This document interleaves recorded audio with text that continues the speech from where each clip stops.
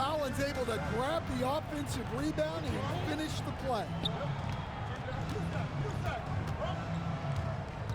Pass to Irving.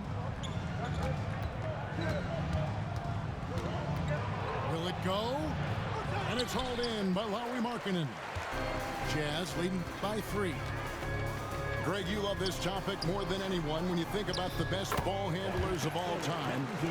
Where does Kyrie Irving rank on your list?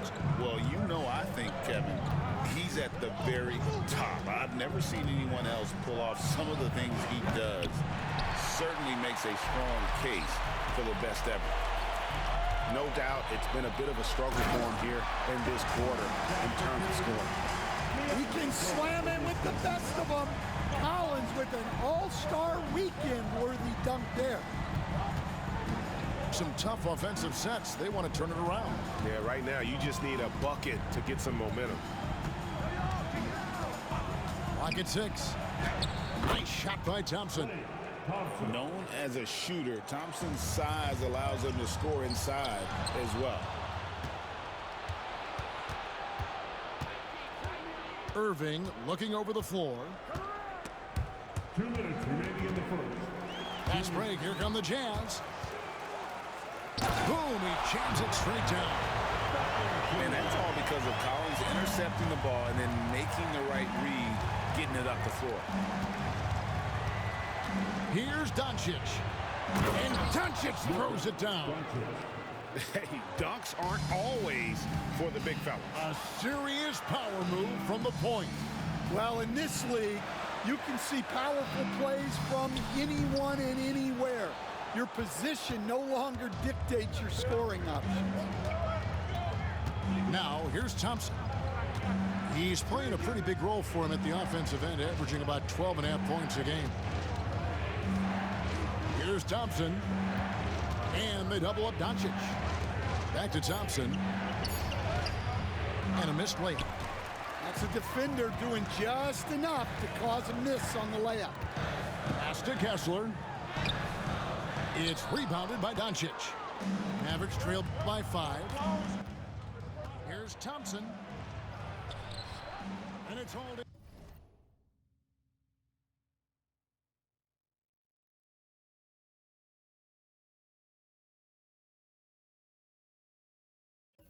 By Lauri Markkanen. Well, he changed his shot on the approach, and it threw him off. He might have been trying to draw a foul. Beyond the arc.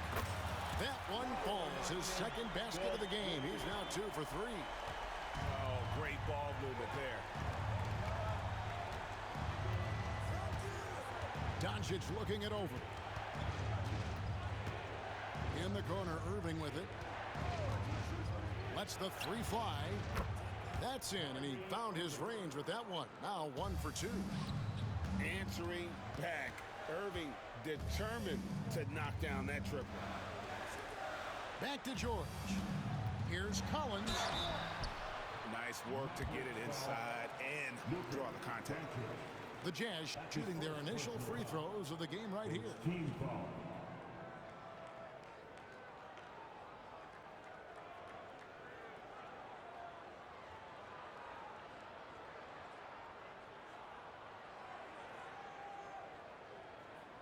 Shooting 2.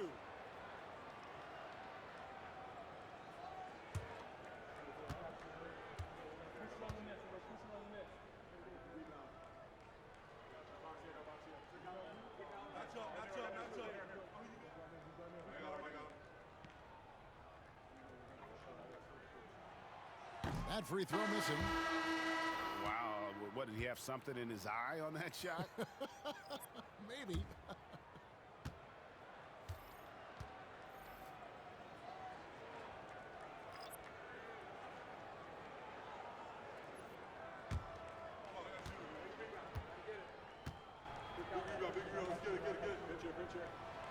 And the second free throw, good. Well, what I like about Collins is that he doesn't play outside of himself, and that's why he shoots high percentages. Here's Dinwiddie. And out of bounds as the Jazz gain possession.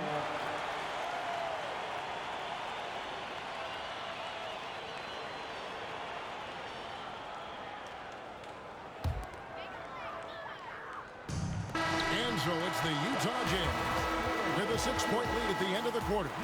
Their defense has been active and effective. Don't go anywhere. We'll be right back.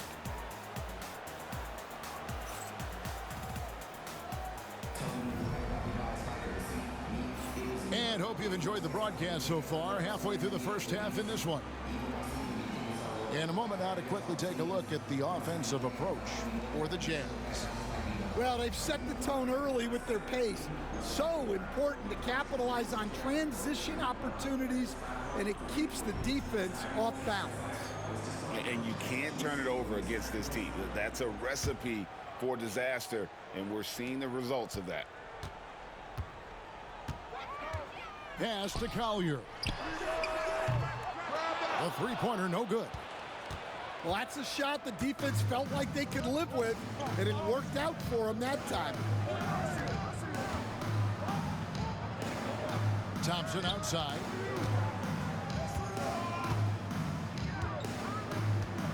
Back to Irving. Shot clock at 6. A three-pointer off the mark. Jazz leading by 6. You know, Greg, thinking back to the glory days in Utah, they went to back-to-back finals in 97 and 98. Unfortunately, though, Kevin, that Stockton-Malone era, they just couldn't overcome the dynastic Bulls. The Jazz still searching for that first NBA title. And stolen by Sexton. And the Jazz pushing it up now. Yep, that one goes. Nisi's got the second quarter going with the first basket of the period for the Jazz. And that's the kind of play you just do not want to give up defensively. You lose the possession and give up a quick 2 at the other end. Not quite enough defense that time around. Just lucky he was off. Back to Collins. Drills the three-pointer. And it's an 11-point Jazz lead. The assist totals, Kevin, just continue to grow. They're way ahead in that category. Ball movement has been flawless. Fast break, here we go. And he throws it down hard with one hand. Well, there you go. One team operating on all cylinders at both ends. Steals, fast break buckets, and the other team in scramble mode. And with an update from the sidelines, let's check in with David Aldridge.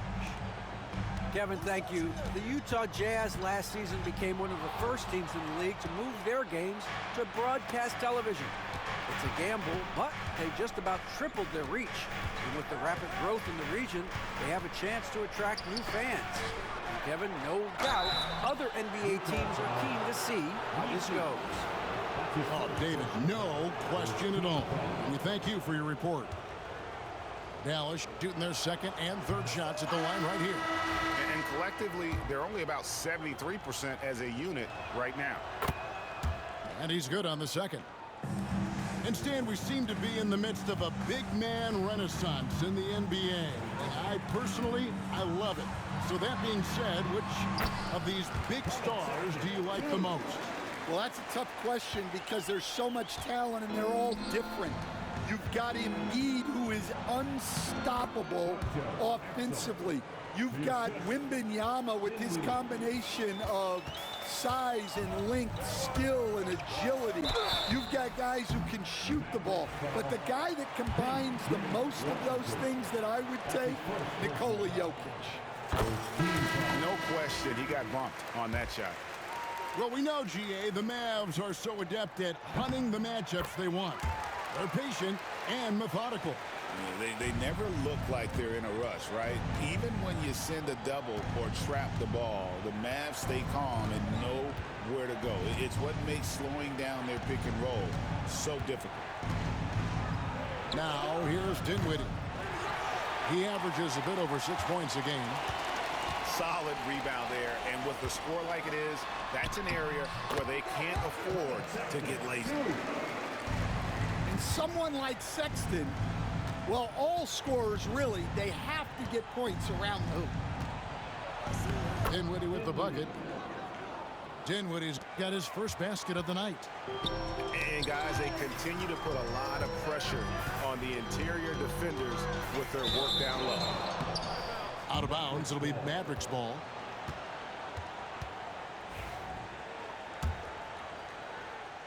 And almost 4 minutes gone here in the second quarter of play.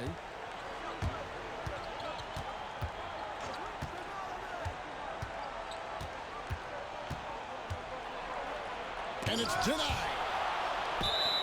And that'll be Dallas as it goes out of bounds. Mavericks retain possession.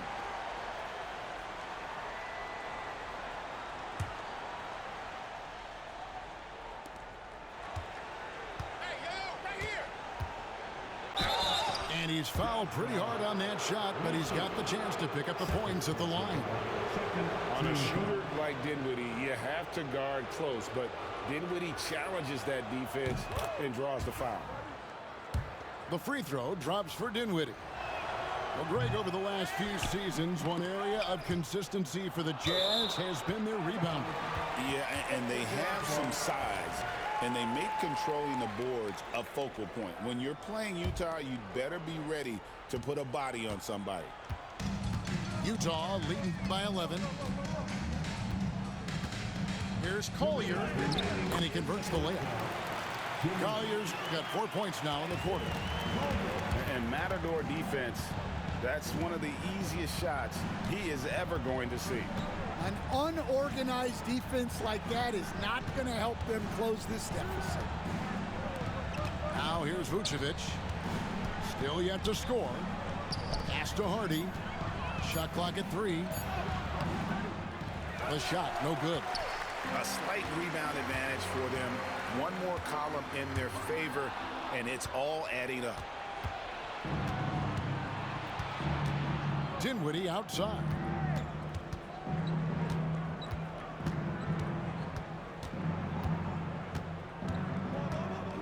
Picked by Vucevic. Now Washington. Dallas needs to get off a shot. Here's Hardy. It's deflected. And they turn over the 24-second buzzer, signaling the shot clock violation. And the Mavericks making a change here. Number 13, Najee. Jazz leading by 13. Pass to Collier.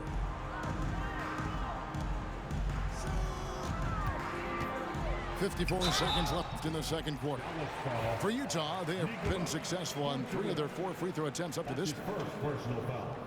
And he makes the first. Team foul. And for the Jazz, the last few seasons, coach, have been a period of rebuilding. Yeah, it has, Kevin. You know they acquired a lot of draft capital when they traded Gobert and Mitchell. And they've since drafted a lot of young talent and still have plenty of picks to work with. Now, here's Dinwiddie. And he drives in. Lays it up off the glass. Dinwiddie's got 5 points in the quarter. And a long combo guard, Dinwiddie can use that 6'5" height inside like a bigger player. And if you look at this first half, overall, they've just had the better shot selection.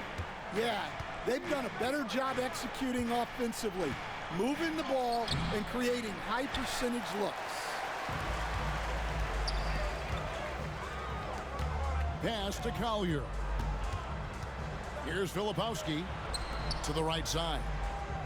Outside, Sexton. Here's Collier. From deep. And no good on the last second attempt this time. And so it's Utah riding a 15-point lead at the end of the quarter. What a night they've had in terms of their shooting. Everything dropping in for them. We come back right after this. Well, we've got a second half of basketball for you. We think it's going to be pretty good. A big comeback, though, is needed for this game to be competitive, and it probably has to happen quickly.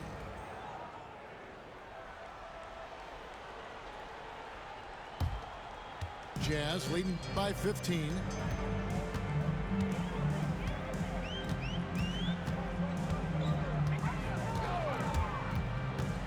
Pass to Nisi. No good on that one.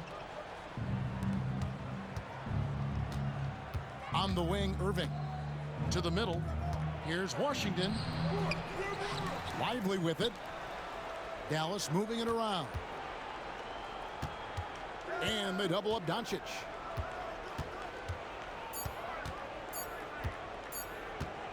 Second chance effort. And no good. Trying to use the glass.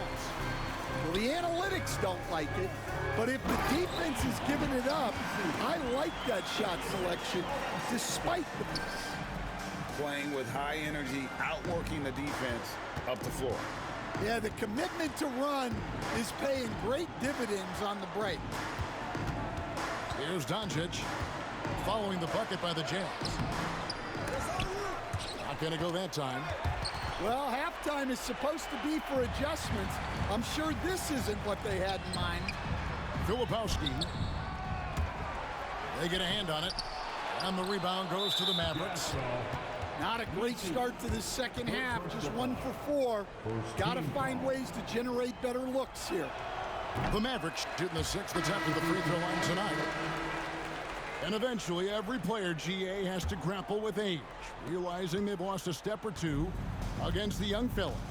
And sometimes, that is a very slow realization. Oh, it is, Kevin. Hopefully, by that point, it's less about financial security and more about prolonging the inevitable, simply for the love of the game. And Collins gets double-teamed.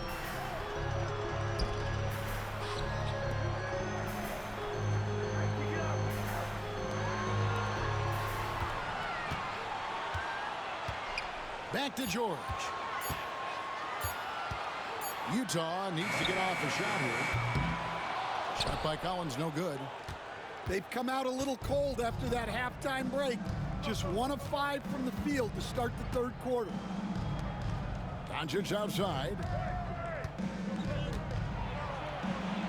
Luka throws it down. Oh, from ultra close range, Doncic.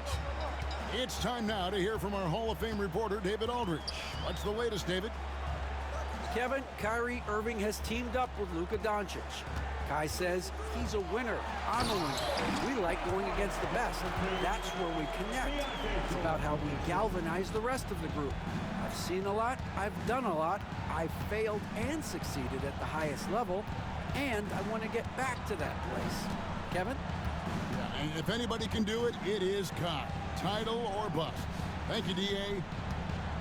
And it's the Mavericks with the ball, following the bucket by the Jazz. A nice shot by Irving.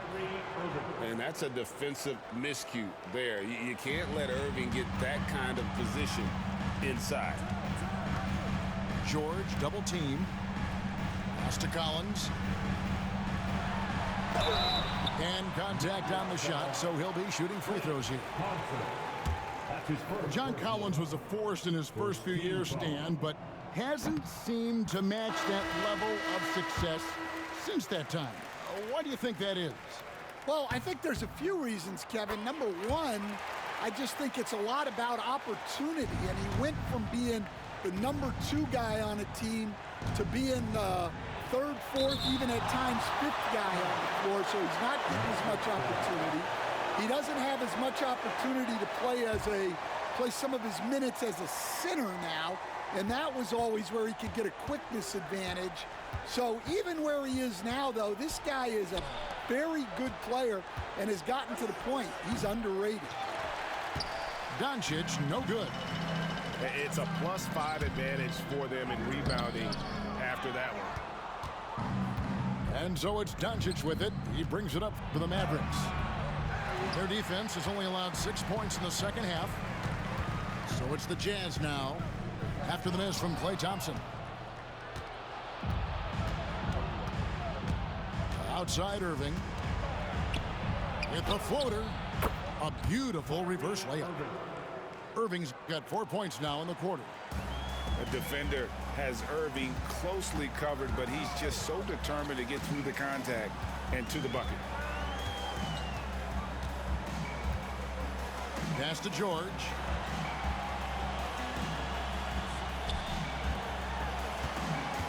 Back to Markkanen. Off target from outside. And they had some botched coverage that turned into no coverage. Washington with it. Doncic outside.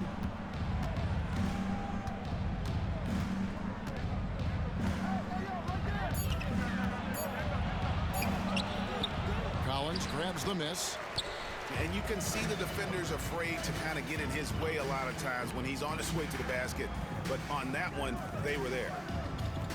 Nice ball movement by Utah. Pass to Hendricks.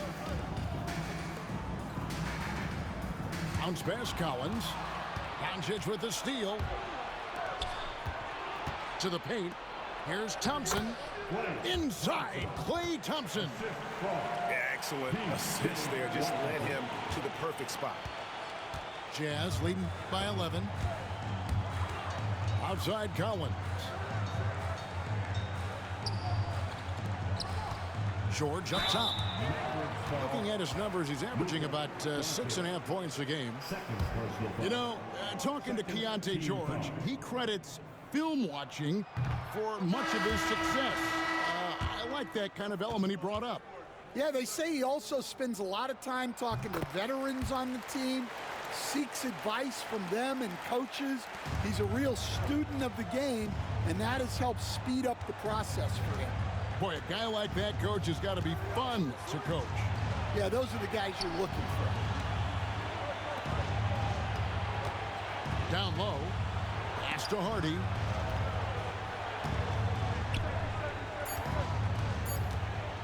Now Exum from outside the arc. The shot, no good. And now Utah, fast break. The shot by Sexton, no good. And so it's Utah enjoying a 12-point lead as they talk things over during the break. Things have been clicking offensively, defensively, you name it. And they are riding this wave of momentum. We'll return shortly.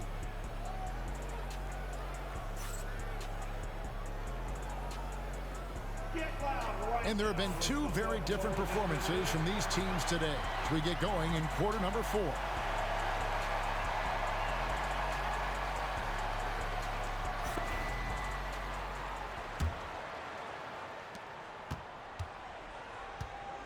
Now here's Dinwiddie. Fires for 3. Drains it from beyond the arc. Not a consistent three-point shooter, but Dinwiddie can get hot, so you can't just let him fire at will. Here's Filipowski. Out to the right wing.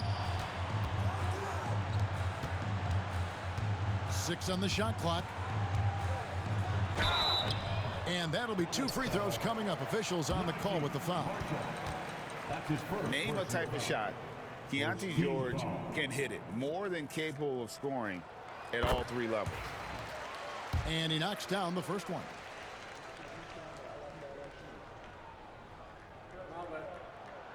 And George drops them both.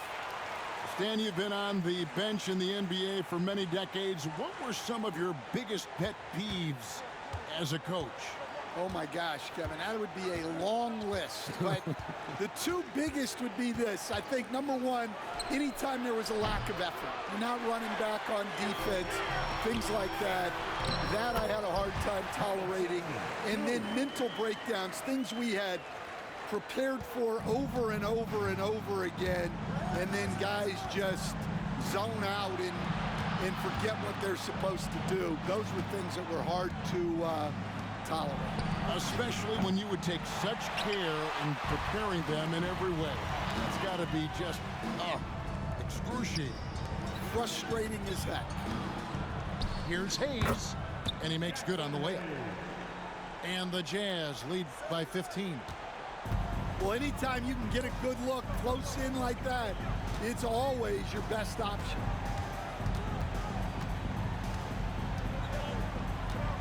Dinwiddie outside.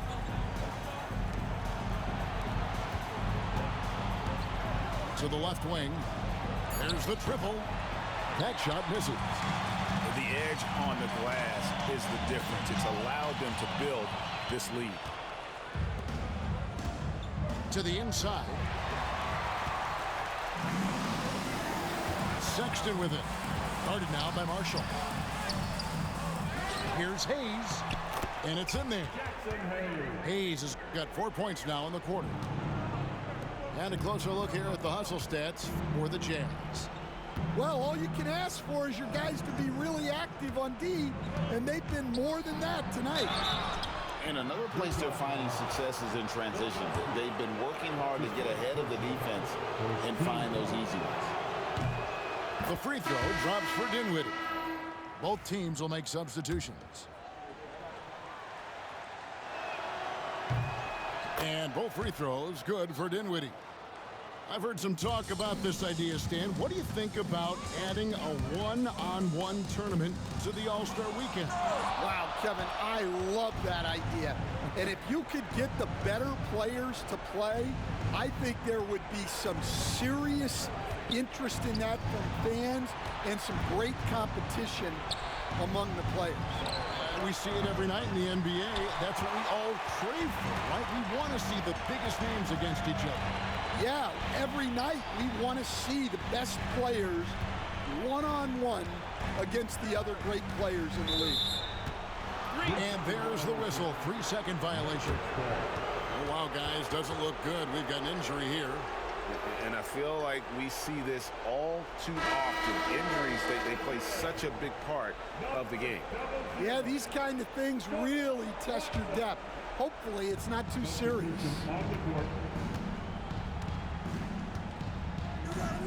Now, Doncic looking to end his cold spell. Filipowski grabs the board. And a big lead for them on both the scoreboard and the backboard thus far. Well, what you love about Jordan Clarkson, it doesn't matter if he's starting or coming off the bench, he provides a real scoring punch. And so George will bring it up for the Utah Jazz. Inside. Nice ball movement by Utah. Another miss by Utah. Mavericks trailed by 16. Pass to Thompson. Back to Doncic.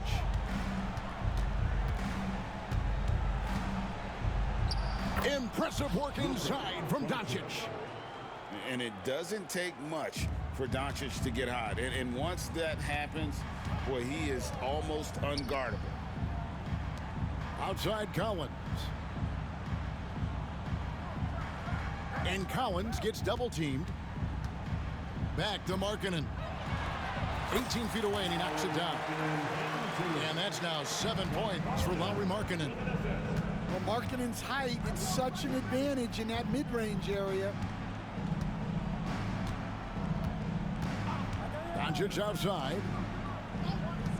Here's Irving. Misses the layup. He had him with that pump fake. Utah leading by 16. Outside Collins. Off the mark there with the three-point shot. Well, the defense got lucky there. More often than not, he's making that shot. And tonight's battle is going to end with a very clear winner, leaving nothing to chance. Impressive win for the Jazz. When you consider the difference in their field goal percentages, the team has to be happy that this wasn't a bigger loss. This team was on fire. Yeah, Kevin, it's always frustrating when you can't throw a rock on the ground and the other guys just can't seem to miss. And so with this, they'll end up with their second win on the year. And they've taken control of the season series. This brings them to 2-0 with 1 game left against this squad. And a great team effort tonight, helped in large part with contributions, and the nice night it ended up being for John Collins. Well, as a coach, it's so fun to watch a player dominate the game offensively like he did in this one. Here's Doncic. The shot from the low post is good. Here's Collier. There's 48 seconds left in the fourth. To the inside. And the combination of size and scoring ability Markkanen possesses is special, which is why he draws so many fouls. No, I tell you what, he earned his money on that foul. That free throw good from Markkanen. And what I love about Markkanen, he takes care of the basketball, and that's a result of being patient, playing smart, and just generally getting his points within the flow of the offense. And Markkanen drops them both. And, Coach, you watch Markkanen. He's a perfect fit for today's NBA, isn't he? Yeah, a big guy who can shoot the ball, Kevin, And look, he's learned to put the ball on the floor, go to the basket. He's a lot stronger than people give him credit for. This guy can really play the game. They're making this a runaway. And the only question for me right now is just how big the lead will eventually become. And once again, off the mark by Utah.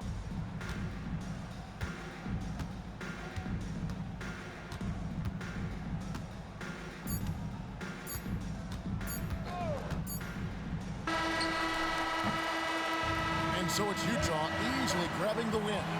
This game may not have been the most exciting we've ever seen, but you have to appreciate just what a clinical performance they put on. I know their fans appreciated it.